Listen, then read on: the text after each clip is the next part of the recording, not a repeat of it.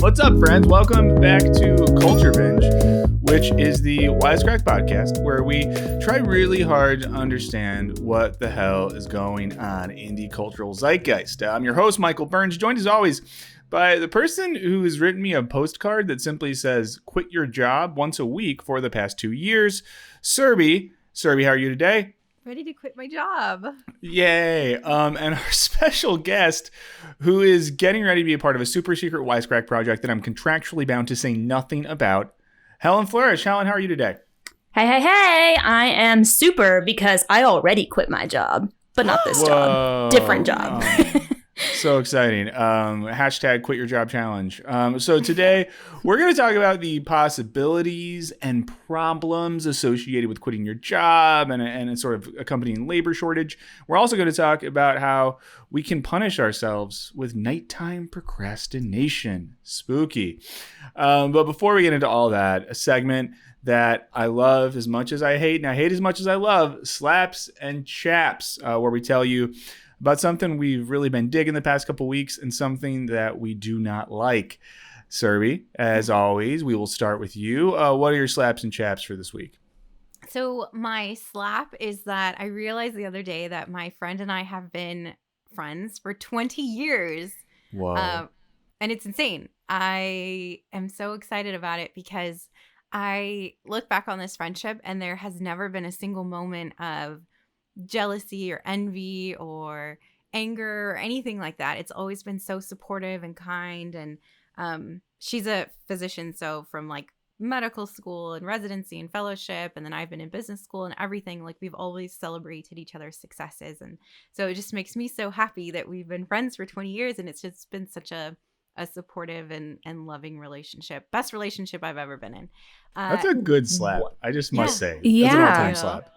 You guys should write like a listicle on like 10 things to make your friendship beautiful, because I feel like this is like unheard of, you know? I know. And especially people need to like know. we've always just been so supportive. Like anytime anything has happened, it's always been like, that's amazing. And I've never experienced that. I mean, I'm always happy for people, but just in general, like to just always feel like when something good happens to her, it feels like it's happening to me and vice versa. And my chap is just that I haven't been sleeping well. I feel like I've been waking up in a blind panic every day at 4:30 in the morning. So I've been trying to do like meditation and deep breathing and stuff like that. So it's a very boring chap, but it's a valid one. And we shall pray for sleep. Helen, how about you? Slaps and chaps. Yeah, so I'm going to keep it pretty simple here. I have a slap and a chap at the same time. So it has cooled. Whoa. Yeah, I know, right? Double whammy. So it's cooled down where I live, which is fantastic because it's significantly, it's just significantly more comfortable when you're not slowly, roasting to death in your apartment, right? But that also means that winter and its shorter days and less daylight are on the way, which really sucks. So yeah, I think we're like 3 weeks away from when the time changes.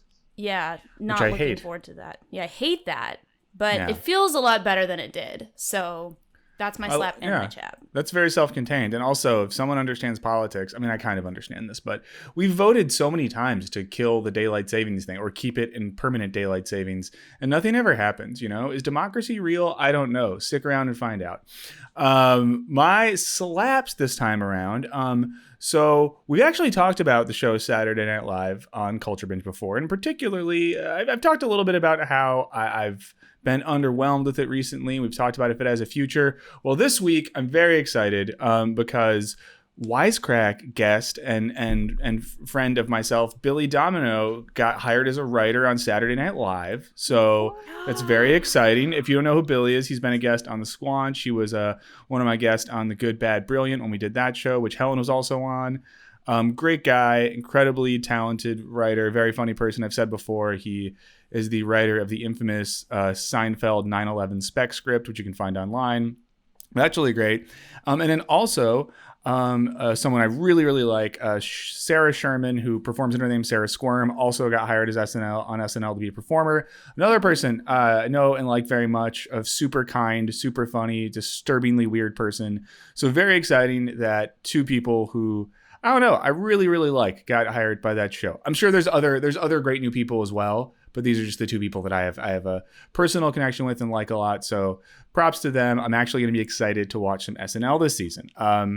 My chap is people that get to the movies late and then have to stumble around a crowded, dark theater, turning their phone light on like assholes, interrupting it for everyone else. I was at a movie on Saturday. I had one person like run into my legs and another older woman turn on her iPhone flashlight and start moving it around. And at one point she touched me to see if someone was in the seat that she was about to sit in, which is the seat that I was in. And this is why I do appreciate places like Alamo Drafthouse that don't let you in late. And I was in this theater then wanting to focus on a film, but was thinking like, should I judge these people or am I being too judgmental? There's traffic. Maybe they couldn't find parking. Maybe I'm not being empathetic enough, but like it ruins the experience. If you're going to go to the movies, show up early, get a good seat, get some snacks. That's my chat. And I'm sticking to it. So before we get into our topics, just a reminder, if you like this podcast, and I hope you do, like it, subscribe to it, review it. You can subscribe to it on whatever platform you use, whether it's Spotify, Stitcher, iTunes. You can like it on all of those things, review it, give a lot of stars, and leave a fun review. If you leave a fun review that in particular tells us what we would be in certain categorizations of things, then we'll read it on the show. So please do that. It means a lot to us and helps us keep the show going. So now that all of that is said and done, we have nothing else to do but get into the show.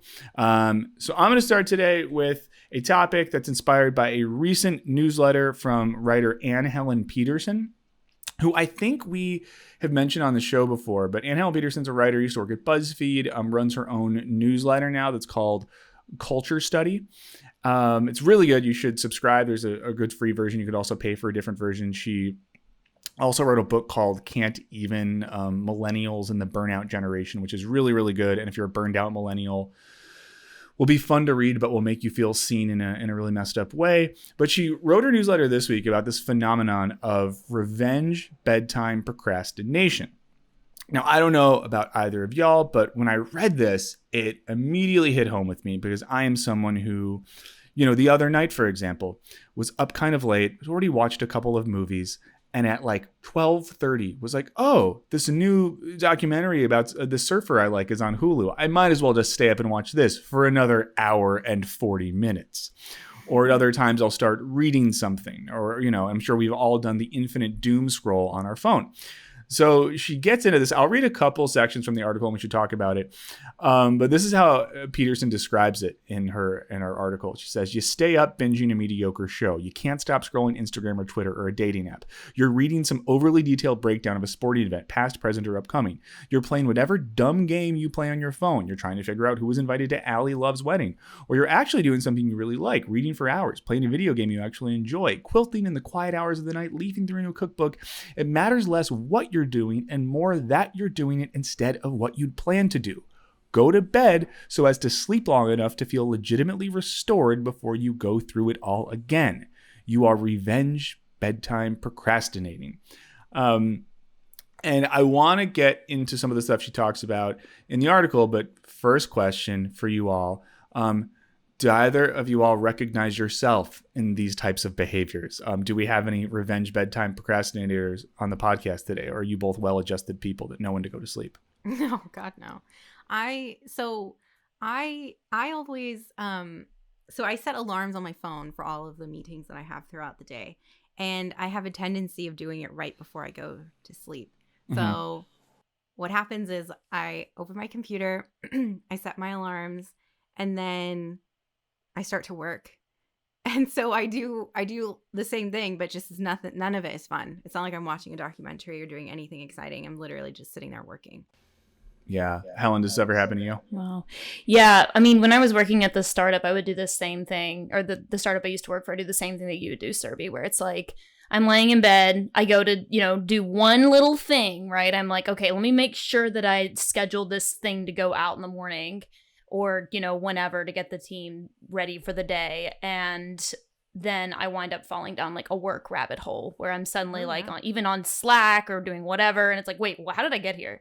Now what I do is I find myself, I'll get into bed. I'm like, I've got great intentions. I'm like, I'm going to get into bed. I'm going to go to bed. I'm not even going to look at my phone. I'm going to put my phone over here. And then I'm like, well, wait, let me just read this one thing. And then I'll sit there and force myself to stay awake, which for whatever reason, until I literally pass out with the phone next to me.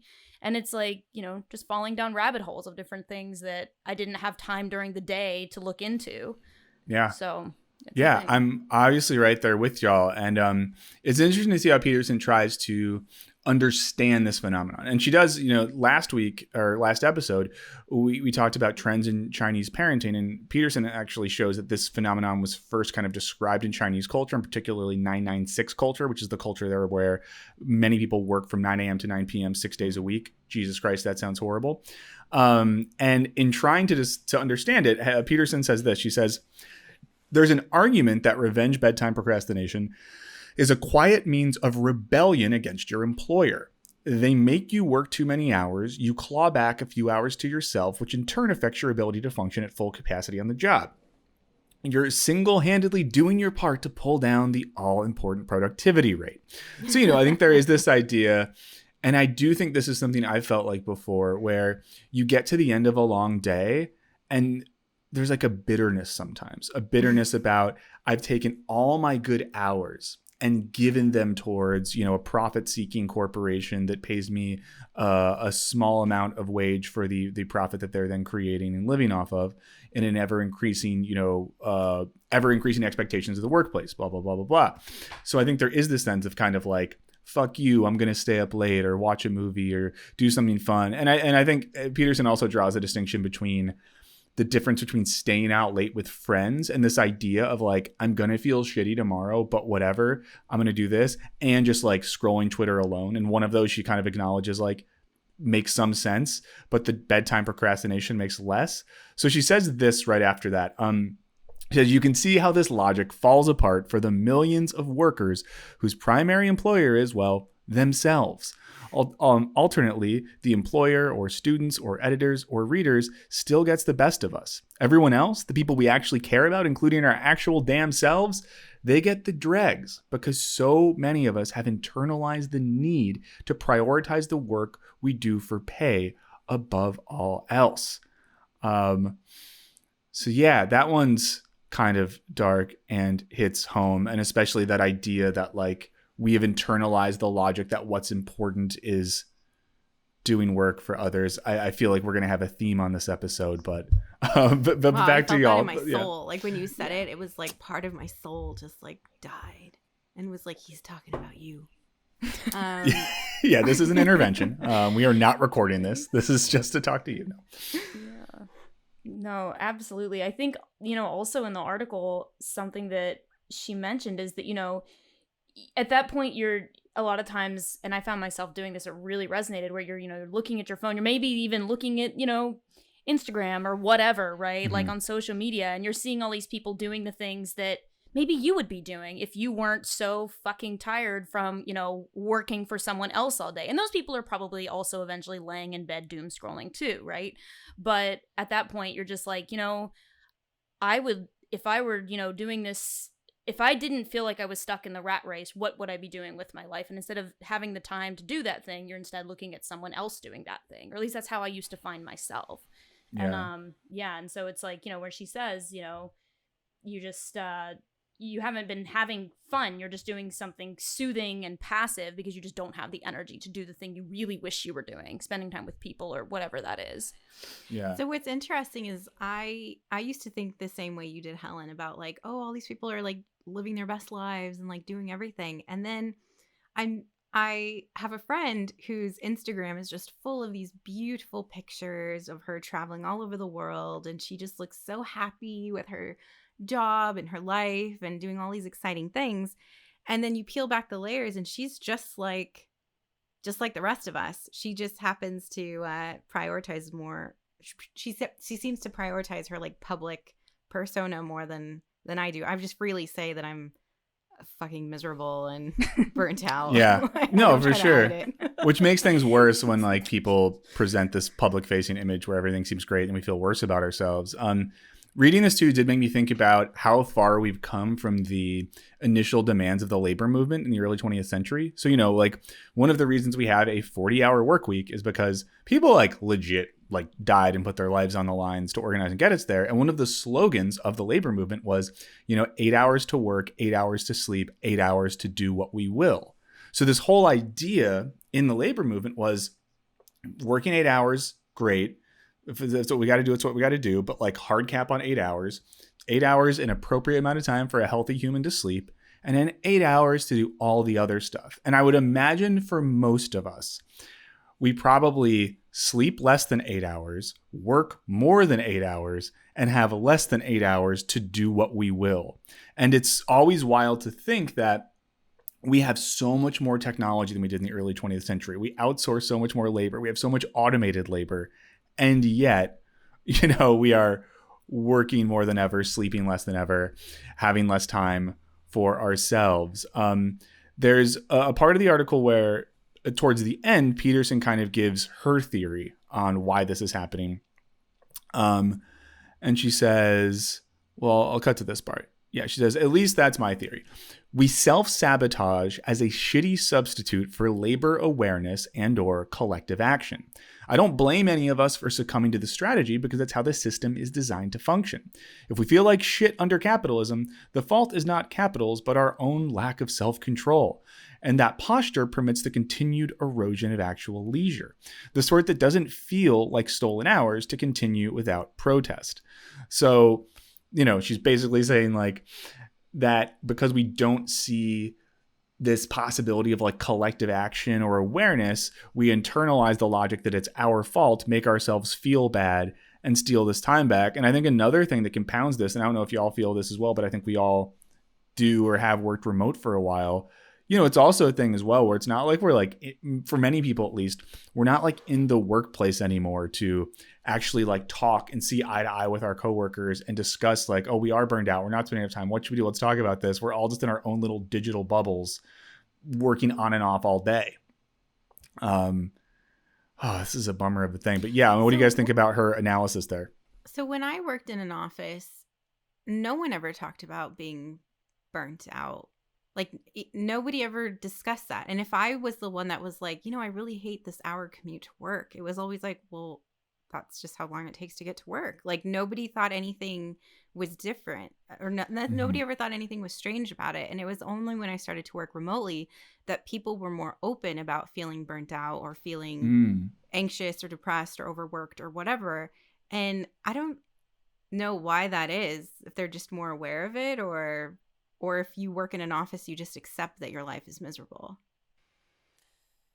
It's interesting because I think being remote maybe gave some people the same kind of sense that they get when they're, on the internet and you're more open with random strangers on Reddit or somewhere than you are and if you were obviously like in real life with these people, right? And I think I noticed that even among my coworkers as well, where it's like we feel like we can say these things about feeling burnt out, and that kind of, just our general negativity around work, it felt safer because we're not talking about them, in the office with other people, around us. We're doing it over Slack, which has its own precarious nature, I guess, if somebody reads your messages or whatever. But yeah, it's definitely a thing. Yeah. Yeah. And yeah, I just think it's interesting too that like there's so many things that I think this is why I like Peterson's writing in general. Things that could seem like these individual or generational phenomena, almost like, oh, those crazy tech-addled Gen Z or millennials who can't stop scrolling their phone late at night because their brains are weird. I do appreciate that she puts this gloss on it that's like, no, there's a reason that people do this. There's a reason that we feel this need to reclaim time and to be our own. The sick thing about it, of course, is that it negatively affects us. That this thing we do, it's almost like the little kid that likes, This isn't a thing kids do, right? I was going to say something really weird. I was going to say the kid that pisses their pants to make a point. I don't think any kid has ever done that. Maybe I did as a kid. I don't know. I'll ask my mom if I would just stand there and quickly. I know. Yeah, I'm going to call my mom. Like, Mom, did I used to piss my pants just to like make a point? Pissing in protest. Piss protest. Yeah, Totally. Jump in the comments if you're a piss protester. But this thing where we are like doing an activity to reclaim time, to rebel against a system that makes us feel like we don't have time for ourselves. And then in the process, we're just even more miserable the next day, more exhausted, work hits us even harder. And there's just this cycle that keeps going that feels horrible. And I think, this is something that Peterson gets at in the last bit of her book that came out last year, which is really great, which is sort of this thing that's like, the only way out of this is some type of large scale rethinking of like what work means, how society should work, and what our priorities are as a society. And sadly, there's no kind of like, we can't therapize our way out of this. We can't just like have a positive attitude about working 60 hours a week and never sleeping that will magically fix it. So yeah, but I definitely recommend, if you guys have more thoughts on this, please share them. But I will say, if you haven't checked out Peterson's work, go look up her newsletter, Culture Study. But final thoughts on the misery of bedtime procrastination from y'all? Just go to bed. No, I don't want to though. No, Helen, that's the problem. You can't make me. I think I just the whole concept of like, I'm not gonna go to bed. I'm gonna be super tired tomorrow. Like, take that system is like hilarious to me and sad, but that's where we're at. That's just like. Well, let's end with this. Do either of y'all have a regular bedtime, a time that you very actively try to be in bed by every night? I get in bed by like 9:45 unless I'm up watching something. But then I don't fall asleep until probably 11. I know. I'm trying though. I'm making an effort. It's the most responsible thing I've ever heard. I know. I'm trying. I'm making an effort, man. It was too many late nights where it was like I was getting like 4 hours of sleep, and so I'm like, no, I'm gonna do this. But yeah. Wow. No, Surbhi, what's your bedtime? I go to bed I try to be in bed by 12:30, and I think I fell asleep around like 1:30. I see. I'm more on the Surbhi train on this one. Yeah. So that's why we both found Helen's thing to be preposterous, even though it's so much healthier and it's good. I'm not judging. I'm judging us via being shocked at your thing. So no, I'm judging you for your bedtime. So everyone let us know your bedtimes, because we're all adults talking about bedtimes. I guess, because this was kind of a grim topic. Now, Surbhi is going to talk to us about trends in candy manufacturing and new theme parks for adults. Oh, no. That was a different show. Let's keep talking about work. I guess that last topic wasn't just about work. It was then caused by work. But Surbhi, you're going to talk to us about sort of job quitting and the labor shortage and how everything is great and good. The floor is yours. Yes. So I'm really interested in people leaving their jobs because I've realized over the last few months that I might be a workaholic. Most of the time I enjoy work, but I think maybe I've crossed the line between enjoying work and just feeling like I have to always work and always be on. So yeah, I don't know. It's not like a good thing. Like, I love working, so I'm working all the time. It's more, I feel like I've been conditioned to work all the time. And over the course of the pandemic, I've been fantasizing about quitting my job like Alec and traveling around. So I was so fascinated when he said he was going to take some time off from work. And I've heard of other people doing it as well, either taking a sabbatical, or like just changing their jobs, like either going into a remote role or working in a different location. And the more I think about it, the more I want to do it, but I don't know if I'm actually capable of doing it. Like, I feel like I would go into withdrawals and feel like I need to do something. I currently work right now from well, I don't even want to say the hours because it's preposterous. I'll say it offline. But I work more than 8 hours a day, I would say. And so I don't know how I would fill my time. And I could easily do it if I was traveling.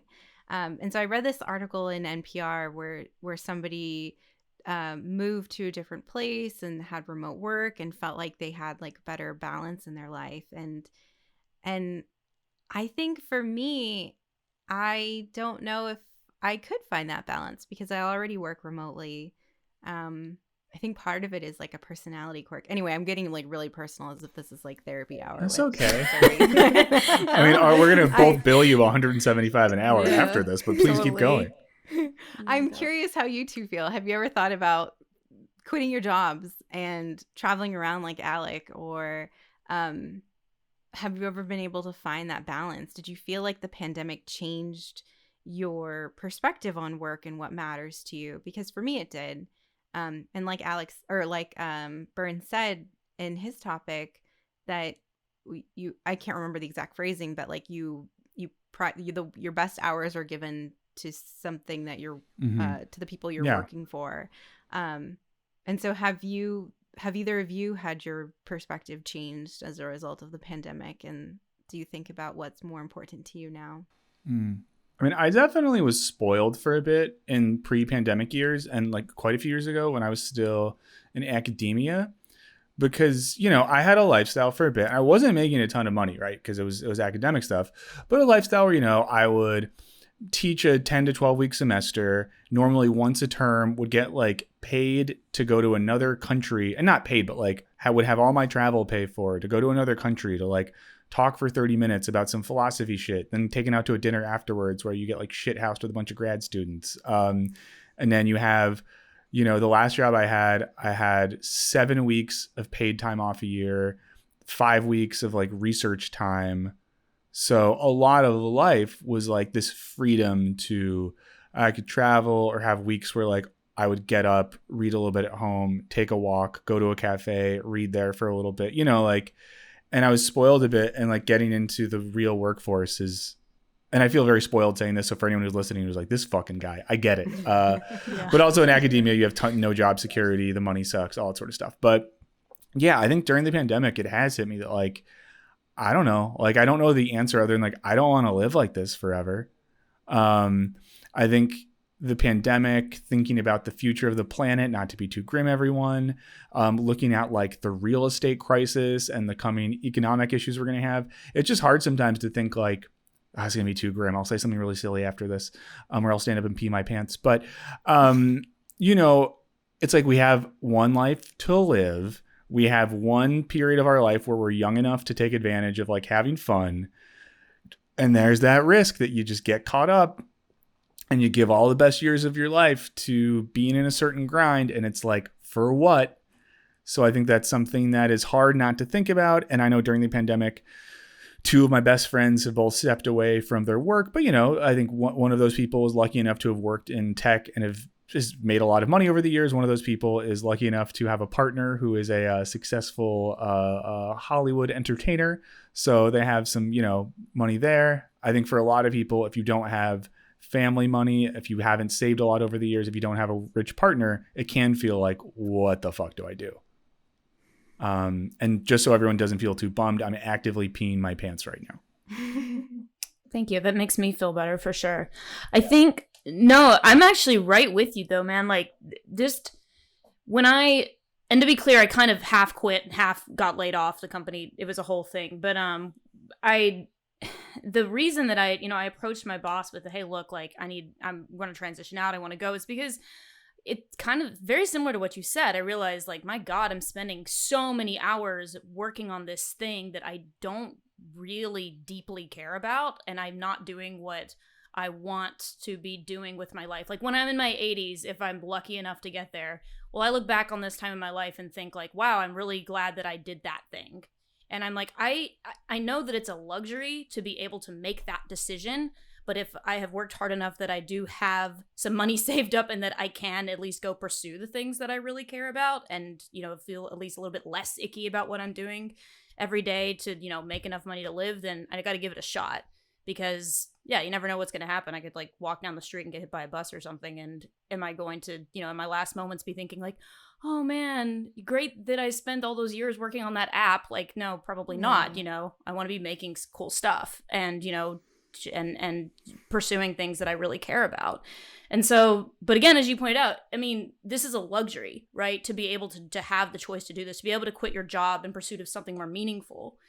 And so I think a lot of us are coming up against that right now, where our values have shifted and we still have other priorities, and now we have to make a decision, right? Like, do I try to find something that's given me more balance, or that will give me more balance rather? Or do I, just keep chugging along because I know that this is going to give me the financial stability that I need to make other things work in my life? Yeah. And it's always the thing, right? Where everyone wishes there was the magic solution, right? Like the magical, because if there was the job where you like made a lot of money, but also had a lot of time off, and like everyone would want to do that job. And I think a lot of people I know in my age, in my mid 30s, are kind of in that balance sometimes of like either burned out from doing a job where they've made money, but feel like they're not making an impact in the world, or they're not happy. Or, I've had friends who have left more like lucrative things to go into teaching or NGO work or whatever. On the other hand, I've had people that have worked in academia or the arts who then hit their mid 30s and they're like, fuck this, how can I make some money and have some stability? So, you kind of see how like the grass is greener thing obviously works both ways. So, yeah, it's hard. Both things. I do want to share one story, even though I agree with everything you both said. Do it. So I heard of somebody who, she lives in the Northeast of the United States, and she is a baker, and she was like, I just can't stand the snow. I can't stand the cold. I want something different.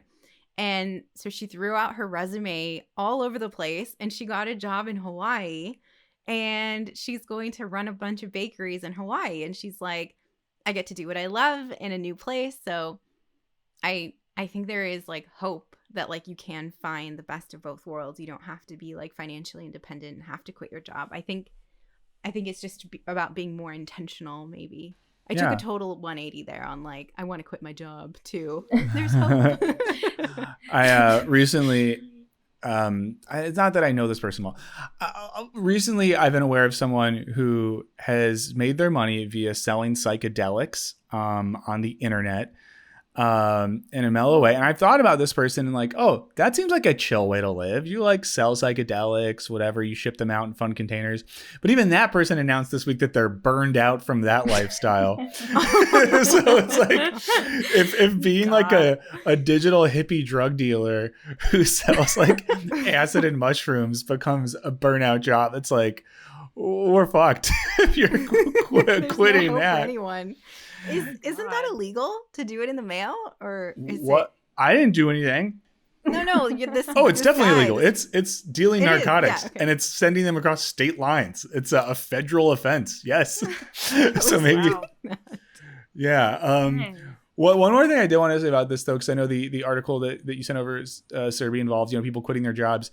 I did see an interesting discussion last week because there have been a lot of people like our fallen comrade Alec. And once again, if you're a new listener to the podcast, until this summer, one of our regular hosts, Alec, left to go kind of like travel in the woods for 6 months with his partner, which rips and is really cool. But there was this wave of people quitting their jobs, and it was like, everyone should just quit. And I did see an interesting discussion by some people that are freelance writers and work in the media last week on Twitter, of people just kind of saying, yeah, that sounds great. But for some of us, we can't quit our jobs because we wouldn't have money, and then we wouldn't be able to live. And yeah, it does shine the light too on how a lot of these discussions, and I think some very well-intentioned people who are like, miserable, quit your job. And I think it's been like, well, what do you mean? And of course, for the past year and a half as well, I think this is the other thing we haven't talked about. A lot of people got a taste of the good life by increased unemployment benefits.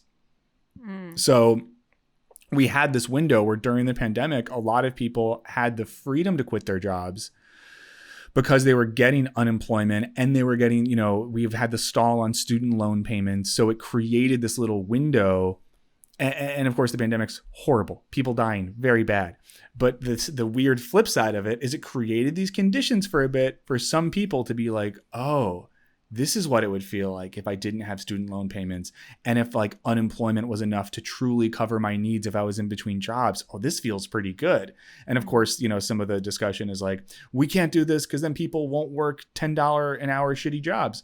But it's been this interesting, like almost seeing what is possible And of course, now the issue is not to get political, because this isn't a political podcast, this is a culture podcast.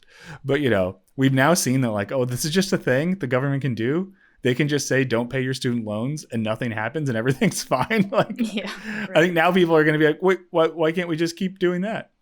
So your point about like having enough money, that echoes what Helen was saying earlier about like, this is a privilege. Not everybody can do it. And your second point about the unemployment stuff, I didn't think about that. Like, it does give you an idea of how good life can be if you're not just chained to working your shitty job and having to be on all the time. Totally. Definitely. Any final thoughts on this one, Helen? Yeah, I just think that, taking away from this article and from what I'm seeing in general, I think people have much higher standards than they did from before the pandemic. I think we're saying like, not only have our values shifted, but we're also saying, hey, I'm not going to be working in this, abusive fast food environment for, like you said, $10 an hour or whatever.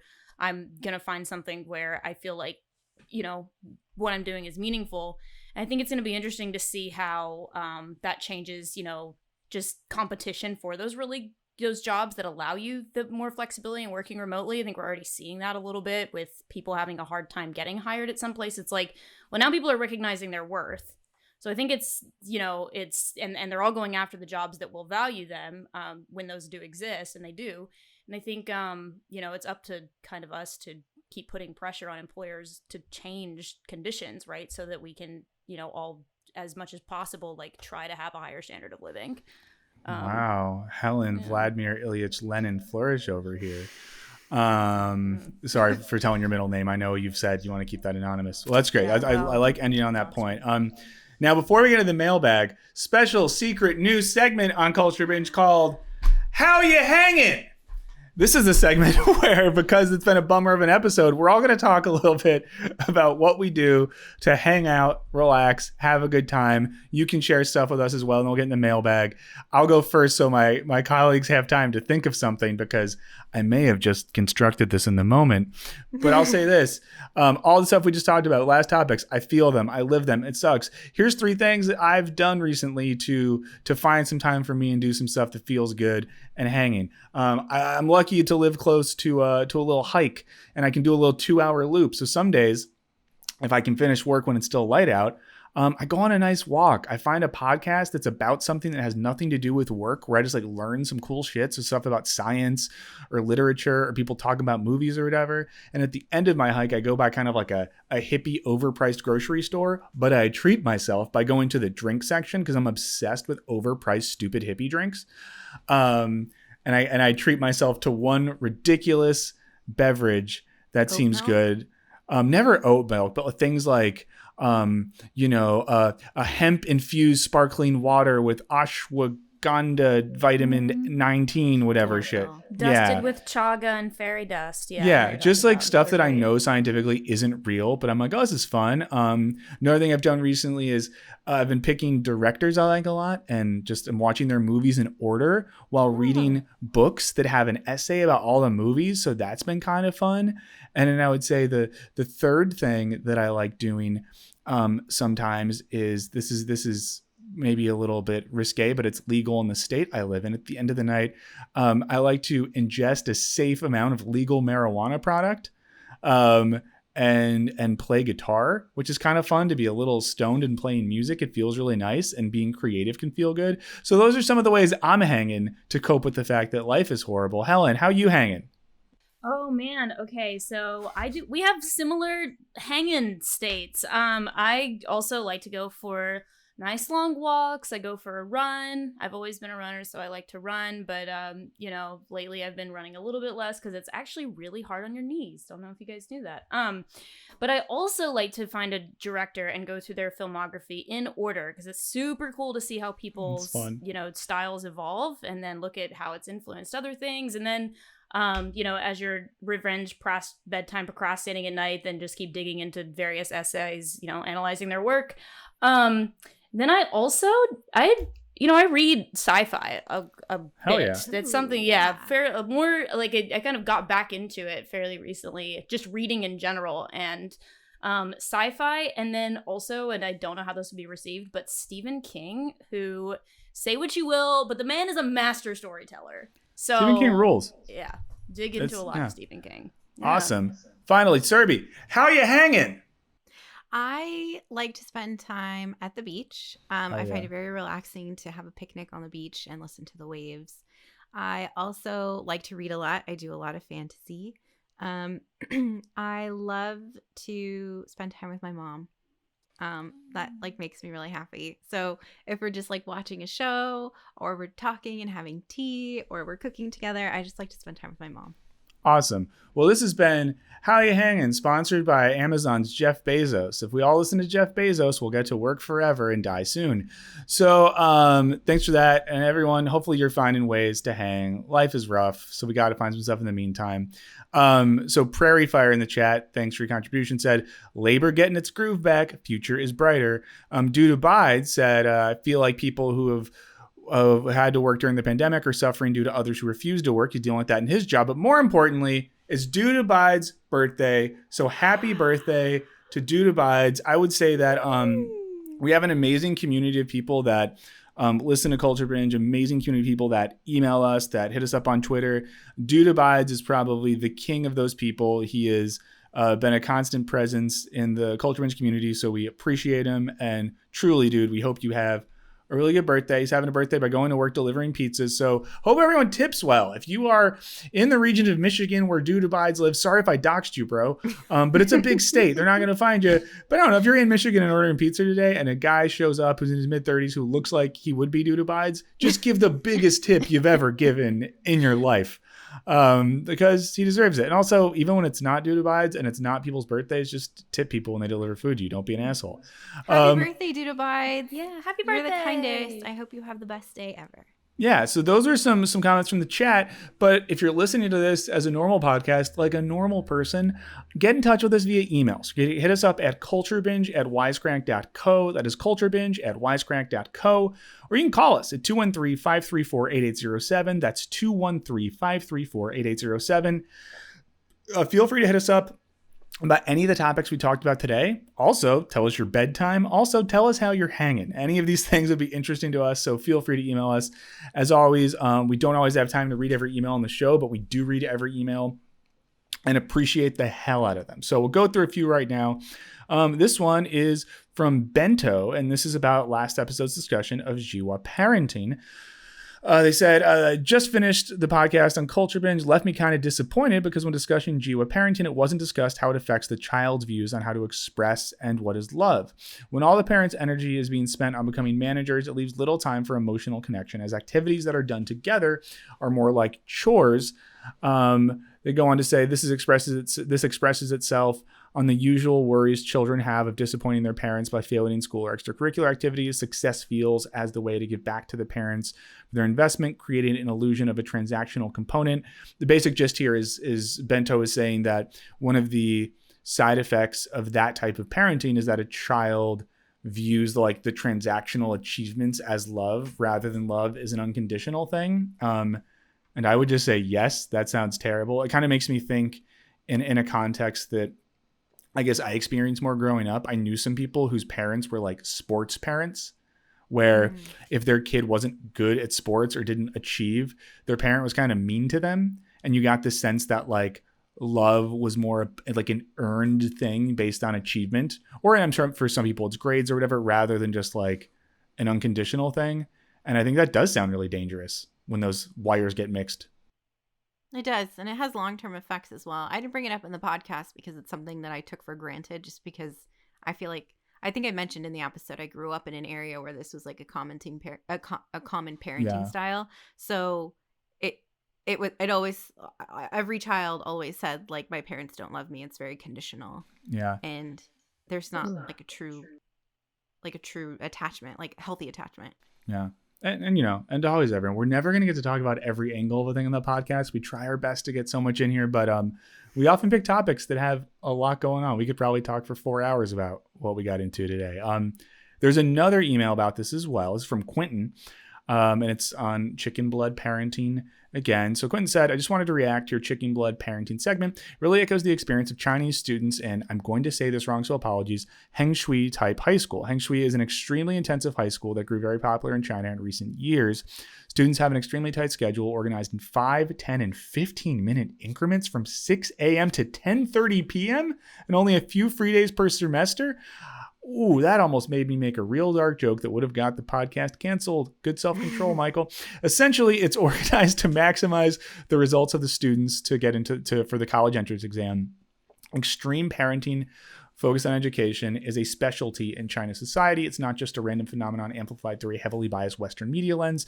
This is due to many factors, such as extreme competitiveness on the job market, fast economic growth, one-child policy consequences, etc. Yeah, and I think it's like no surprise then that a huge chunk of Anne Helen Peterson's article we discussed earlier is about the roots of a lot of this procrastinating culture or revenge procrastination in contemporary Chinese culture.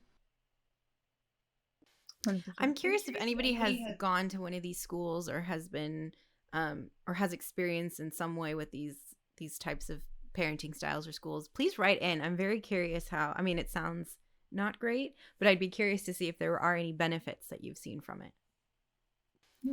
Yeah. Final emails from Mason. And this is about The Activist. I have to update this, by the way. Last episode, we talked about this CBS show, The Activist, and the day after we recorded it, they canceled the show. I'm not going to say that it's because CBS executives all listen to Culture Binge, but I am going to say it was just very funny that I was like, shit, for anyone who didn't listen to this live, by the time our podcast comes out, the show will now have been canceled. But Mason said that he wanted to add their take to the discourse swirling around the upcoming Activist series. While the relentless criticism the series has taken is certainly justified, he says, I think that the medium and method of these critiques actually reinforces the impetus for the show's existence. Network executives might be corrupt, inept, and morally bankrupt, but what they aren't is blind. They closely monitor the prevailing cultural winds, and they've certainly noticed that what often passes for activism today is word salad outrage on social media. Accordingly, when the series gets ranked over the coals on Twitter in a dark ritual of collective dopamine harvesting, well phrased. Oh, that's a great way of saying Its cynical view of the activist scene is vindicated. Impotence abounds outside of the internet sphere, so the only thing that matters is likes and shares. I'll concede that it's astoundingly difficult to ignore such low-hanging fruit. The memes seem to make themselves as of late. But if we really want to see less of this kind of crude performative content, a better way forward would be an organized concrete action such as a boycott. By belly aching on Twitter, all we're achieving is giving the activists free press and preemptively increasing ratings by controversy. I mean, I agree with this. Also, though, Mason, we got it canceled. That's probably not it. But I agree, and I do think that like maybe we all agree on this, but I don't know. I think that like anyone who thinks they're doing meaningful political or social activism by posting online is participating in an act of self-delusion, and the best we can hope for is like id release. And sometimes the internet is a way for us to scream into the void, but it's rarely anything more than screaming into the void. Yeah, there's a case to be made for amplifying the work of other people who are, actively making meaningful change, but I totally feel this email hard. It even feels performative when you're doing that much because it's like, wait, what am I doing this for? Hang on. Am I really contributing to something meaningful? I don't know. But nobody likes to be dragged on Twitter, right? So that's also partly why, again, it got canceled. I don't know. Being dragged sucks. Even if you know that like you shouldn't be dragged, it just sucks. No one dragged me. No one wants to be dragged. So yeah, and the last thing I'll say, we don't have the email here right now, but I just remember this. I think it was an email from someone named Jonas, who is at Aarhus University in Denmark, who wrote in talking about online education. I want to shout him out because he's at Aarhus University, where I once got to give some lectures, and is one of my favorite places in Denmark. So shouts to Jonas and Aarhus. Made some good points about, the university system in Europe being different than I was talking about, like the horrific blood-sucking ghoul administrators. I'm excited. This is 2 episodes ago. I got a few emails from some academics who agreed that they are ghouls. But Jonas made some good points about, how at least over there things are a bit better and some of the pros and cons of online education. So I wanted to shout out that email because I got excited to see that someone from Aarhus listens to us. And if I don't know what program you said you're in, Jonas, but shout out to the philosophy department there. I know some wonderful people. Maybe I'll email you back and we'll talk about it. So before we wrap up, first of all, thank you, Helen, one of our semi-regular guests. Thanks for coming back. We really appreciate it. Thanks for being here. Surbhi, as always, you're always here, but thanks for being here because we know you got a lot going on work-wise and things are rough. So thank you for carving out the time. And if people want more of you, where can they find you on the internet to do activism at you? I am on Instagram intermittently at my last name, Flourish, Floersh, or you can find me on Twitter at Helen Flourish. Awesome. All-time last name. Surbhi, where can they find you? You can tweet me, Suri Patel 22. Awesome. And I'm at Michael O'Burns on Twitter. If you want to find me on Instagram, put underscores on both sides of that O, and you'll find me, baby. So we'll be back in 2 weeks. I'm not going to say it directly because I'm not 100% sure, but I think we have a very special guest coming through next time. Also, if you are not currently on our Patreon, note that we are starting to do some Patreon podcasts. We will have a monthly special extra culture binge coming for you. So subscribe to the Patreon if you want. It's not very much money, I don't think, but look into that. But if not, we'll see you in 2 weeks. Thanks again, everyone.